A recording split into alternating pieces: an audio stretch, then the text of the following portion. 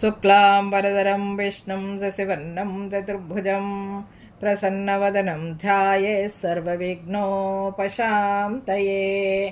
శ్రీమన్నారాయణీయం ప్రథమ స్కందంలో 2వ శ్లోకం అండి.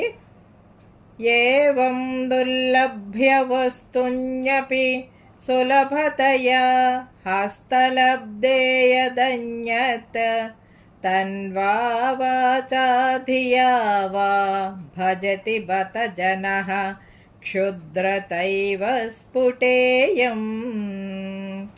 ఏతే తావద్వయం తు స్థిరతర మనసా విశ్వపీడాపహత్యై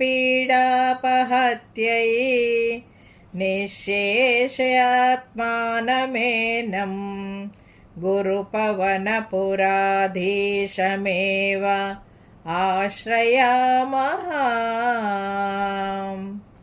దీనికి తాత్పర్యం అండి, ఈ విధంగా దుర్లభమైన వస్తువు కూడా బ్రహ్మతత్వమైన కృష్ణుడు కూడా సులభముగా కరతల మలకంగా లభిస్తున్న జనులు ఇతర దేవతలను పూజిస్తున్నారు. అయ్యో, ఇది నీచమైనది. కానీ మేము ప్రపంచ పీడలను నివారించుటకు స్థిరమైన మనస్సుతో త్రికరణ శుద్ధిగా సర్వవ్యాపకుడైన ఈ ప్రకాశించు ఈ గురువాయూరు పురాధీసుని కృష్ణుని మాత్రమే ఆశ్రయించుచున్నాము.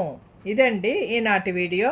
ఈ వీడియో కనుక మీకు నచ్చినట్లయితే లైక్ చేయండి, షేర్ చేయండి, కామెంట్ చేయండి, సబ్స్క్రైబ్ కూడా చేయండి. మరిన్ని వీడియోలు కావాలంటే బెల్ ఐకాన్ని నొక్కండి. Thank you very much.